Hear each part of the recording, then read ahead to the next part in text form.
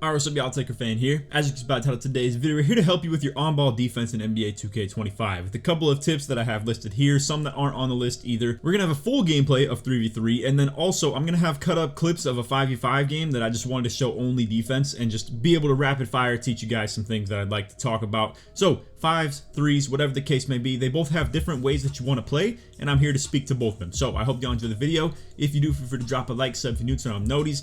Good stuff, and like always, try to win 2,000 likes. Alright, so a lot of the stuff you guys are going to see me talking about in today's video is shading. So like the handness of which you want to shade, taking away the side of the open court, aka if they're on the left side of the court and they're like completely wedged in over there. We'll talk about that as well, but you want to like force them into where they don't have as much room to work, or in some cases as well, taking away the side of the screen. If they're really adamant about long running off the screen every single play, and you don't have a switchable lockdown or someone on the back end that's switchable either, you definitely want to take away that screen side. Now, to be fair, if you play with the versatility that I do with my team, you don't necessarily need to take away the screen side very often, because what you want them to do more than anything actually is to run across that screen so you can set your teammate up for a switch. We're going to talk about the pre-switching a lot as well. It's just that's not going to relate to a ton of the people in today's video, because I'm sure a lot of you guys out there, if you're looking up the on-ball defensive tutorials, it's a little bit more of like an ego lock sort of deal where you'll be fighting through screens a lot. You don't want to switch with your backside defender very often, but you may have to in some cases. And in this case, in today's video, we're going to be showcasing a little bit more of a versatile on-ball defender build, which granted, that means I'm lacking a lot of speed, perimeter D, and agility that you may have if you're watching this and can't switch on screens. But anyway, taking away dominant hand if they use go-to shots. I'm actually not showing any clips of this, but I'm going to show you guys on my build at the end of the video, that's like a guard build, how the go-to shots have like a load up if you use it to your non-dominant hand and go instantly if you use it to your dominant hand. So if you see people start to use stuff like this, which granted there are a couple of good moves that can really be used for dribbling for sure, you want to make sure you're paying attention to that as well. If you have them stuck in a bump with the animation, go for a reach on their opposite hand. I'm going to show you a clip of that we've already talked about in a previous video, where like waiting out the bump animations of getting an on-ball bump, then going for a bump steal combined can be really good compound effects. Next up, we have a discussion to be had if you have a switchable lineup where you in the back end can be very switchable in terms of who's guarding ball, who's guarding center, aka 2 6'7s, 2 6'8s, maybe even a 6'9. A lot of those versatile heights as far as defenders go.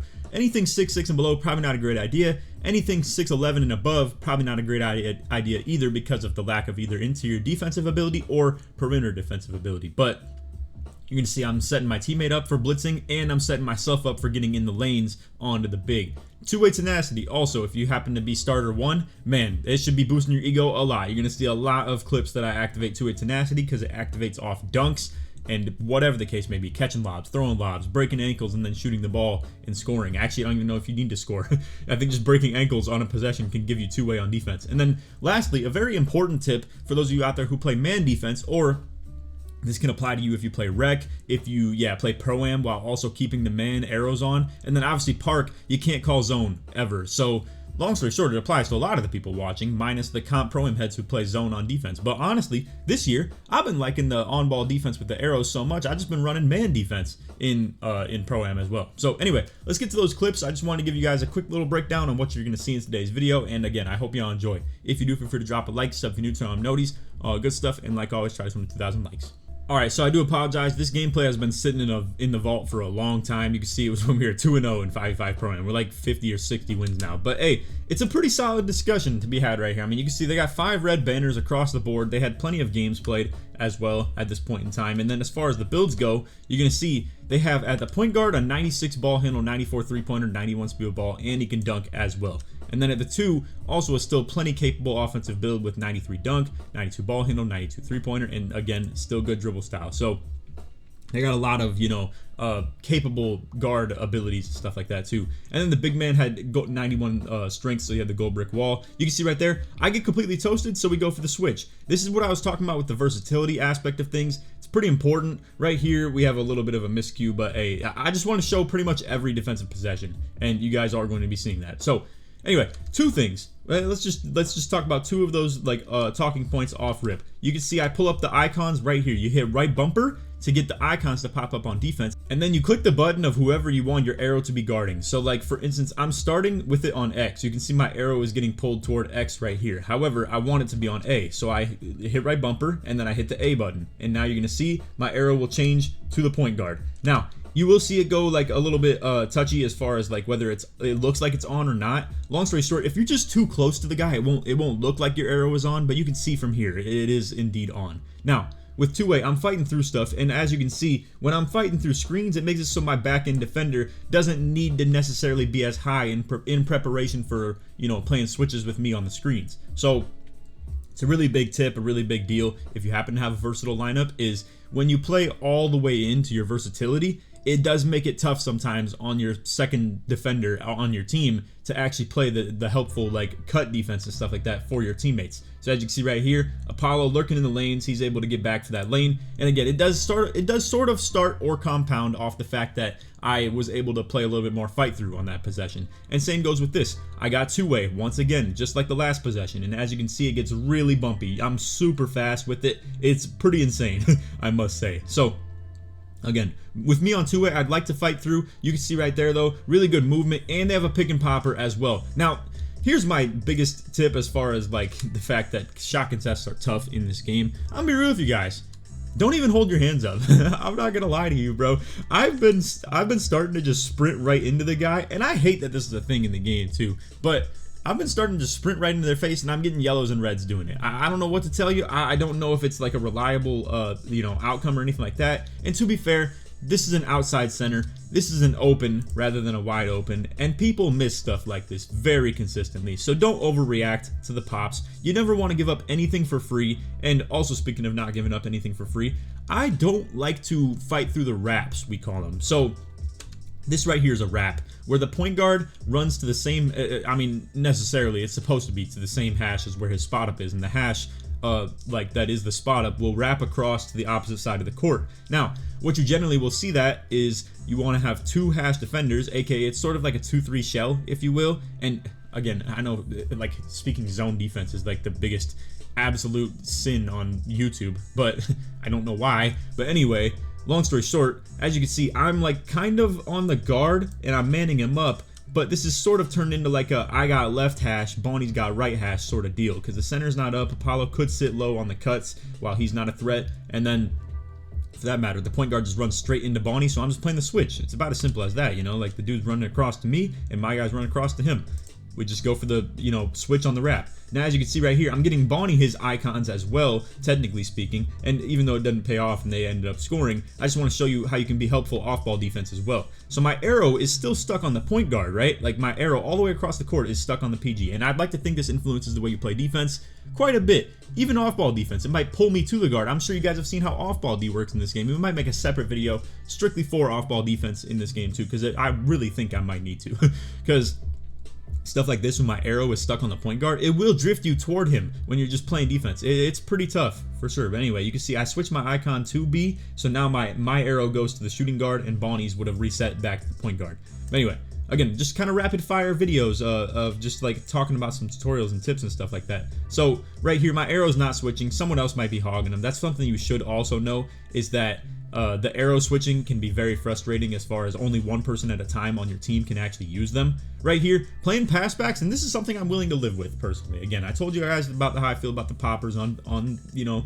the game in general, and I'd much rather him get the shot than anybody on the passbacks or anything like that, or a free dunk, and you know, just like Apollo not being able to help that or anything like that. So right here, you can see a little pre-switch action into me also being low, and again, living with the pop. That's just the truth of it, in my opinion. But anyway, just wanted to start this one by kind of talking about how I set it up. Right here, Apollo just tells me he's playing high and for the pre-switch, so I just comply, you know. It's for sure something that we do as a team, as far as me and him, where we can patch up the pick and roll just ourselves if like it's good, you know, cohesion and just communication and stuff like that. So anyway, he gets beat on the drive, so now I'm low, but as you can see, again, the pop right there, it turns it into an open just off the guy being near him. This is also something that you should know as far as if you want to play some good defense in Pro-Am, is fouling on the fast break. I know in the NBA they have added the transition take foul, and it's in the video game now as well. But there's like a certain clock timer slash also just area of the court that you can rely on it. And right here, he's in front of him. It's not a clear path. It's not a transition take foul. So it's a good foul. It resets them. It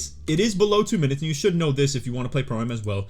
Anything below 2 minutes is like, that's your only foul to give. So you're only allowed one foul before the second one would put you in the bonus when you're at 2 minutes or below. So you want to be a little bit mindful of that 2 minute mark as far as when you use these intentional fouls, because now we have to go the whole minute and 49 remaining with no fouls as far as like reach-ins, you know, no intentional fouls on the like a rebound, for instance. Last year, that rebound intentional foul was massive because the standing dunk was so good. So when people would get an O board, they'd be right in position and then just be able to go up that meter dunk instantly, and you have to foul that. So to use it was even more detrimental. But in this year, it's not quite as important in that regard. It's just that obviously you still never want to use your foul if you don't have to. But that one right there is still a very good foul for sure. Now right here, you can see off these inbounds, I like to do this a lot. We call this the pre-switch. I know someone was telling me it's not necessarily a pre-switch, it's just an early switch, talking some NBA terminology. Listen, to me, this is a pre-switch. I'm preemptively telling him that I'm going to set him up for the switch. I'm literally shading his left hand,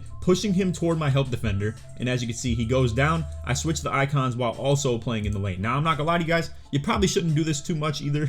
You shouldn't switch the icons when your job is more important to then get down to the new defender. So you can see it was actually a pretty decent slip from the big. But man, trying to counter stuff like this is so hard in this game. Like, you really got to get down on the slip super quick. So you can see Apollo was like kind of baiting it, showing that he's low, but then he's going to be up here for when he can get the shot off. So now he kind of panic passes because he's planning to quick stop and shoot probably. So to quick stop, you have to flick down diagonal on your right stick, then get ready to shoot instantly. If you do the right stick, maneuver first, then don't actually shoot the ball. You're just going to do a dribble move in the middle of nowhere. So you don't see a lot of guards really do that. You will see them do stuff like this where off a long run, they're going to attempt the quick stop and then go for the shot. So you can see it's why he pump fakes instead. And then because of the pump fake, I now have a visual cue of when to play that passing lane because he's probably going to panic pass down to the center. So again, just one last time showing that pre-switch. You're going to have a lot of it in this video as well, to be fair. But off the inbound, I'm trying to take away his left. I'm forcing him into the open side of the court, aka the middle. And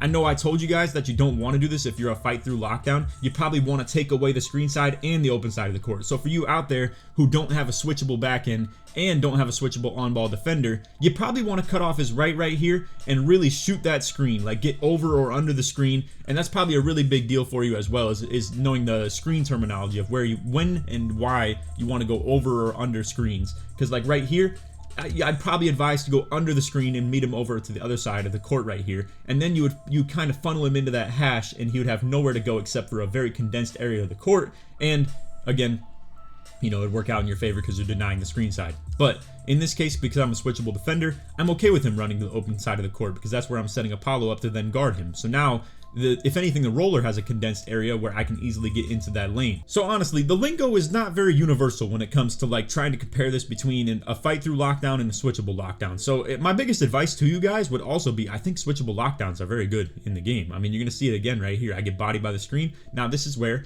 it does go a little bit in not our favor, because I would like to think this is a pretty switchable opportunity, and also me and Apollo have developed as far as our chemistry a lot since this point for sure. But I still wanted to show you guys this because this is probably more your playing field where you're going to be at right now, with your teammates probably don't have thousands of hours on the game already or hundreds, I should say, of reps together or anything like that. So you may come across situations like this where I tried to go for the pre-switch, Apollo tried to bait and get back, and then as you can see, you just end up with a wide open shot from the point guard. Now, however, I must say, in this game, people are missing stuff like this. They definitely are, and you get a free box as well. But yeah, I mean, this is not a guaranteed shot by any means. And, over anything, I'd rather protect the paint than the three-pointers. Unfortunate that we give up a free bucket off that, but it is what it is. Anyway, so now I don't have two-way again, but as you can see, they're kind of cutting the hash right there. So now I'm trying to pick up my right and really lock in this right side because of the fact that the hash cut just came from there. So again, I play very opposite of how I'd preach to you guys to play as an on-ball lockdown if you can't switch, because again, right here,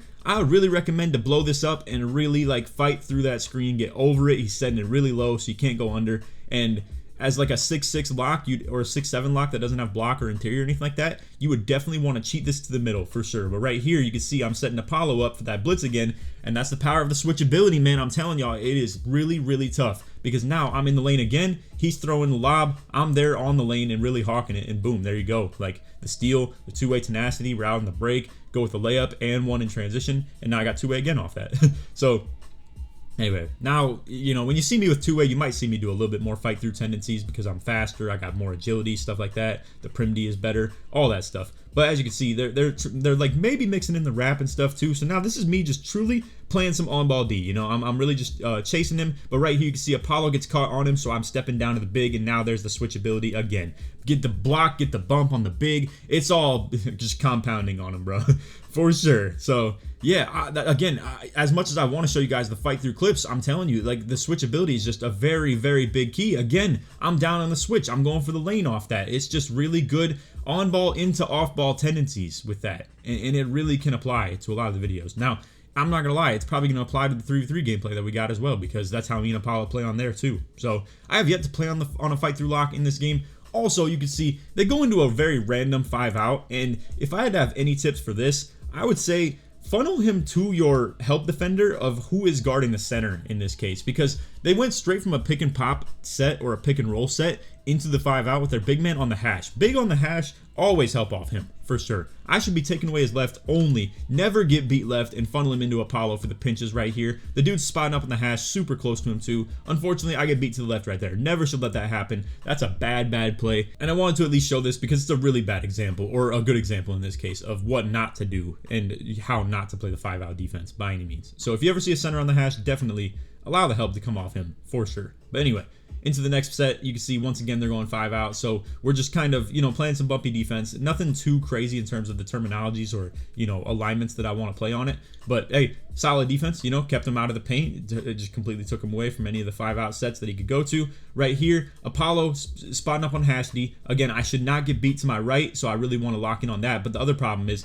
you got to really make sure that your teammates who are on your right, in this case, Bonnie shouldn't be playing any help defense for me, because I do not want to get beat right at all in the first place. So I don't want to rely on his hash pinch in the first place, and then I don't want my double guard side right here with my 5'9" point guard and then my 6'2" shooting guard, or maybe this even was Bonnie's 5'9" as well.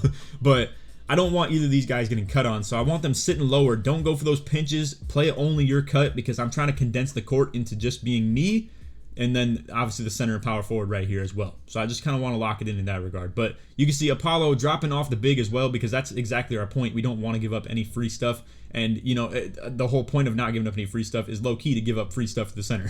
Because the centers are just so bad at shooting in the game, man. It's tough for them for sure. So anyway, you can see Apollo, he does help off that big, and that's exactly how we want to go about it. So now into the pretty much last possession of defense right here before the center quits out. So you can see I'm getting really bumpy on him, really trying to, like, again, take away his left, funnel him into Apollo, and there he goes. The center is out of here. But anyway, that is how the game ends. The point guard ended up with 4 turnovers. I had 3 steals. We set Apollo up for another steal as well. I had a block off the switch, got another forced turnover off, like, making the big man pick it up, and he goes out of bounds as well. And then really all we gave up, for that matter, was that wide open 3 to the point guard, and then he got, you know, a nice drive attempt as well. So anyway, that's our 5s breakdown, but now let's get to the 3v3 with it. So as you can see, we got a 62-23 team. It's nothing super crazy, but you can see our record in here is we've been moving, bro, for sure. 61-2, and you can see our lineup is a small point guard at the 1, me as a switchable lockdown at the 2, and then another switchable lockdown at the 3. So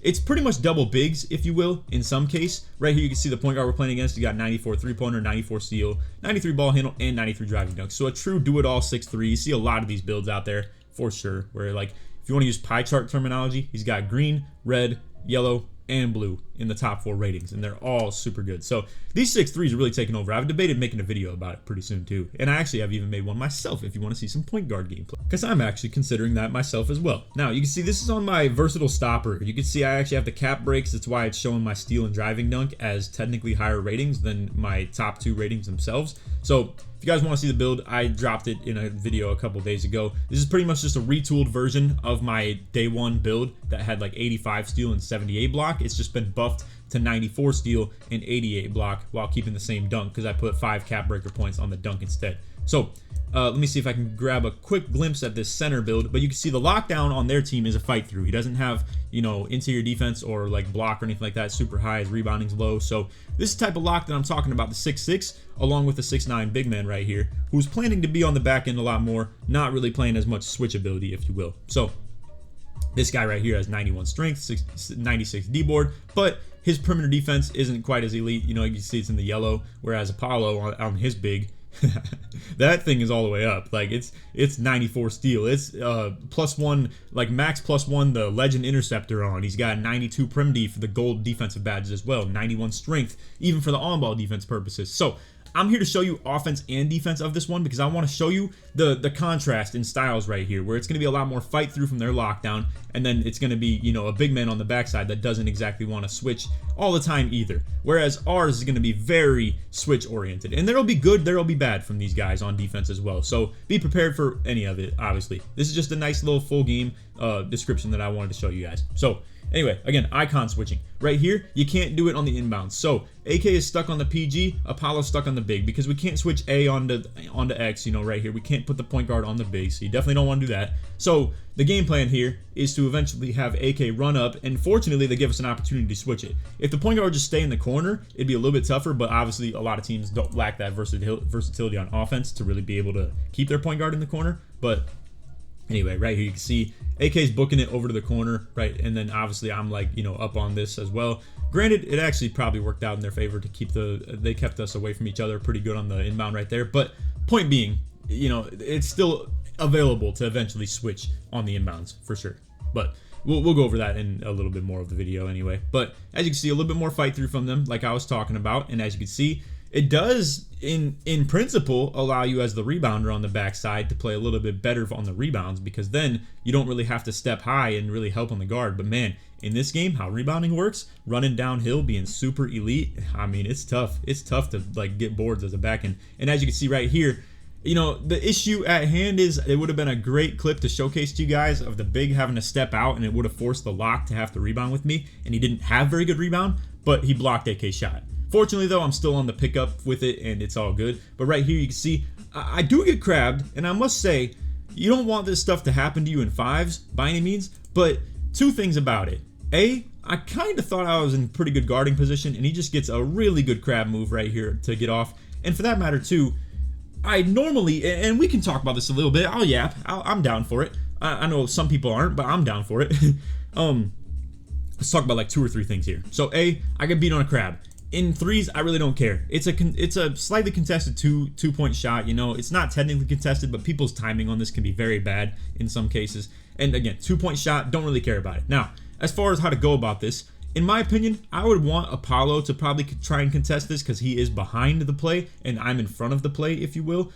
Or technically, no, never mind. I'm behind it. He's in front of it. So I want who's in front of it to be able to play the contest, and I could run down and bail from this and go down to the rebound, as you can see right here. Like, I could still get in there, and then if Apollo wanted to sell out and take advantage of our switchability, he could definitely just switch up to the point guard right there. Now, unfortunately, we have a really bad inbound right there. Now I'm not in rebound position either because he's just been like down here the whole time. So now the point guard gets our point guard on him, and now he's trying to go into like shot chuck mode. Now also, I'm not in a switchability aspect right here because obviously the center, I don't want my point guard to have to guard him. So you saw a little bit more hedge defense right there because we can't switch everything when we have like a 5'9" on ball, obviously. But either way, good stop. You know, we force him to get like a terrible pass. It's into the bailout. Again, lockdown on AK with the big man on me, so it's going to be a lot of that fight through stuff I was talking about. You want to play really good alignments on like the screening and stuff like that. I really should not have just got out and left him on an island against a lock right there. But either way, he gets through it. And I'm telling y'all, it really can be tough to guard the whole court in this game. And I don't advise it, to be honest with you. But anyway, dude's trolling a little bit, but either way, he's back. It doesn't have to sell the clip entirely. Right here, crazy pass. But hey, again, it doesn't matter. Gives us an opportunity to show you how these inbounds work. So I already got the icon switch right there. I don't know if you peeped it, but you can do this very instantly. Now, you used to be able to just flick the right stick over, like right here, you can see my arrow is technically facing the 2 guard, and then I hit RB and I hit A to get the icon switch. Now, you used to be able to use your right stick to just point it to whichever guy you wanted to guard. I don't believe you can do that anymore, and also I wouldn't even advise it if you could, because this right bumper and then hitting your icon is way better. So you can see it switches on the inbound to have me guard who I want, and now we got our matchups perfect already. It's me on point guard, Apollo on center, and AK on the lockdown. It's exactly where we wanted it to be right here. Once again, this is just the kind of random fluky stuff that you get while playing sides heavy defense. It's literally just me funneling his left, forcing him right, and Apollo's up here before the center can get down. So now we can just true blue double team the point guard because he's not a threat to score yet, the big man that is, and it lets me play the left hip and Apollo play the right hip, and this is what we call elbows, where it's just pretty much me on his left hip and Apollo on his right. And boom, there you go. It's like a really good stop. It gets me two-way tenacity on the next possession while getting free points. I mean, that's tough, man. And also, like, Apollo got the steal, so he on offense that possession would have had two-way. So anyway, I'm trying to seal in his right here, and I get the pre-switch. As you can see, I switch my icons. It gets Apollo on ball, ready to pluck stuff. And also, for that matter, Apollo is actually a better on-ball defender build than me, where he had like the steal and the prim D like super high. Actually, this is his original build. We have a new one for him where it's actually a little bit better equipped for on-ball defense than me, but we still put me on ball because we're playing for those pre-switches and stuff like that, trying to set him up for blitzes like he just got on, you know, that one or even the one right after it for that matter. And it also sets me up for the lanes really good in the bigs, and I still have good rebounding, so does he. So it's like a really good you know, A-B kind of unit right here. So again, I'm playing this right. That is a crazy no bump in my opinion, but that's the whole principle of my shading and the sides defense right here. I see he doesn't move to his right, I go for the reach. That is a crazy lack of bump steal if you ask me to not get that, but hey, it's worth the try. Obviously the attempt is what matters on that. Right here, once again, this is the inbound that you can't switch, but real quick look at the box score. I mean, the point guard, 3 TOs, 1 for 5. That's looking tough for sure. But anyway, into the inbound right here. AK is stuck on the PG and I'm stuck on the lock. So when the point guard comes up, that's where we would be allowed to switch it, but this is really good maneuvers by them to keep the point guard on the right hash while also the lock instantly moves to the left. Because if I try and kind of ego lock this and I like force myself to guard the point guard, AK is gonna have to run all the way across court with like a 5'9" that can't get a good contest, and you know, it's just gonna give a wide open shot to the lockdown, so you don't really want that. So you can see AK playing solid on ball defense right here. The guard ends up not waiting out that dribble move and ends up getting a fadeaway, but hey, and as you can see, he's tapped. He's not having a good time right now, so bro just kind of put the controller down and the game's pretty much over. But you know, let's just show you one thing that can apply if you happen to be a versatile lock like me, and you have good defensive rebound. I know the worst nightmare for a lot of on-ball defenders is to get stuck off-ball on a spot up, pretty much, right? You can't really have a whole lot of impact. If you do try and force yourself to make an impact, you're probably gonna get dotted in some cases. You may play some good lanes, but it's not gonna be a consistent thing. So you see right here, I see a shot go up, I see Apollo didn't get boxed, I'm sending it, I'm going down for the rebound. If I don't get this, oh well, I get punished and the lock has an open shot. But I just saw an opportunity to make a play out the corner and I do. So yeah, I mean, you can see like the ability of the build is definitely there. Offensive and defensive rebounding, playing on-ball defense, off-ball defense. Like I'm on the bigs, I'm on the guards. We set Apollo up for another blitz. That's another crazy one to not get. And I'm not gonna lie to y'all, these dudes were not exactly playing like the way you would hope to play in terms of playing a very switchable, versatile lineup right here. So again, we actually get a little bit out of body right there, and unfortunately we give up a dunk. You know, I mean, that's still a pretty contested dunk at the end of the day. But anyway, let's go ahead and kind of cut through here. I'm not gonna lie, that's a good clip of showing how an on-ball defender like 6'6" can really get in your jersey and like make it a pain. Right here, this lockdown already switched the icons too. Like he put the point guard on me and the lock on AK. Now, I don't know if that's exactly a great outcome either, because I still have like a point guard on me at the end of the day, you know? So like I'm trying to get down. Right there, they get the good switch off though. AK, you know, fading and stuff like that, but I'm down for the board. And it's not like I'm trying to make the talking point consistent all the way across the board, because obviously, you know, I was still a big man like contesting the rebound with me and then like a lock on AK for sure, which is exactly how they want it. But they only do have one rebound crasher, so as long as I box my guy out, we're looking pretty good on that. So Apollo sets me up for the pre-switch right there. I'm on it like really bad though, but either way, point guard resorting to fading. This one's over. I hope y'all enjoyed the video. If you did, feel free to drop a like, sub if you're new to channel, noties, all good stuff, and like always, try this one to 2,000 likes. Made it to the end of the video.